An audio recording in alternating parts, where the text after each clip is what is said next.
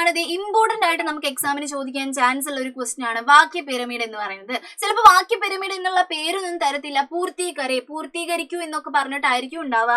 ഒന്നുമില്ല, എന്താണ് ഒരു വാക്ക് തരും, അതിനെ വലുതാക്കി നമ്മൾ എഴുതണം. 2 മാർക്കിനാണ് സാധാരണ ഇത് ചോദിക്കാറ് അല്ലെ. അപ്പൊ ഒന്നുമില്ല, നമുക്കിവിടെ എന്താ തന്നിട്ടുള്ളത്, നമ്മുടെ ഈ ഒരു ബോൺസായി എന്ന് പറയുന്ന പാഠത്തിൽ നിന്നുമാണ് വന്നിട്ടുള്ളത്. ലഗാദിയ വെച്ചു പിടിപ്പിച്ചു എന്നുള്ള അർത്ഥമാണ്. ലഗാദിയ വെച്ചു പിടിപ്പിച്ചു.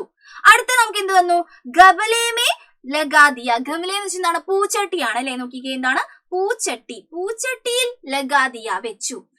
ഓക്കെ, ഇത് നമ്മൾ ഇനി വികസിപ്പിച്ച് കൊണ്ടുവരണം, ഇതിനെ വലുതാക്കണം അല്ലെ.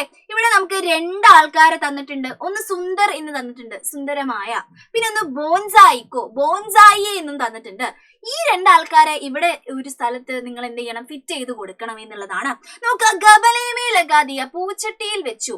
സുന്ദർ ഗബലേമേ ലഗാദിയ എന്നാക്കിക്കൂടെ, സുന്ദരമായ പൂച്ചട്ടിയിൽ വെച്ചു എന്നാക്കിക്കൂടെ. അപ്പൊ നമ്മൾ അടുത്ത എന്ത് എഴുതുന്നു നോക്കിക്കേ, സുന്ദർ. വളരെ ഈസിയാണ് കേട്ടോ ഇത്. സുന്ദർ ഗമലേമേ എന്ത് ചെയ്തു, ഗമലേമേ ലഗാദിയ എന്ന് നമ്മൾ എഴുതി കൊടുക്കുന്നു.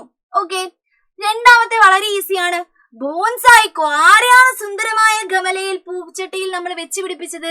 ബോൺസായി എന്ന് പറയുന്നത് നമ്മുടെ ആ ഒരു മരത്തിനെയാണ് അല്ലെ, ആ കുഞ്ഞു മരത്തിനെയാണ് വെച്ച് പിടിപ്പിച്ചത്. അപ്പൊ എന്താണ്, ബോൺസായിക്കോ സുന്ദർ ഗമലേമേ ലഗാദിയ എന്ന് നമ്മൾ എഴുതുന്നു. വളരെ ഈസി ആയിട്ടുള്ള സാധനം അല്ലെ. നോക്കിക്കേ, ബോൺസായിക്കോ നമ്മൾ എന്ത് ചെയ്തു, സുന്ദർ ഗമലേമേ ലഗാദിയ എന്ന് പറഞ്ഞിട്ട് ഇങ്ങനെ എഴുതി കൊടുക്കുന്നു. ഓക്കെ, അപ്പൊ നമ്മൾ എക്സ്ട്രാ ചേർത്ത് കൊടുത്ത വേർഡുകൾ എവിടെ ചേർത്ത് കൊടുത്തു, ഇത് ഇവിടെയാണ് ചേർത്ത് കൊടുത്തത് എന്നുള്ള കാര്യം ആലോചിക്കാം. വളരെ ഈസിയാണ്. ഇങ്ങനത്തെ പിരമിഡ് കാര്യങ്ങൾ വന്നിട്ടുണ്ടെങ്കിൽ നന്നായിട്ട് വായിച്ചു നോക്കുക, അർത്ഥം മനസ്സിലാക്കിയിട്ട് എഴുതാം. എന്തായാലും മാർക്ക് കിട്ടും കേട്ടോ. അപ്പൊ എന്തായാലും നന്നായിട്ട് എഴുതാം. All the best. Bye bye.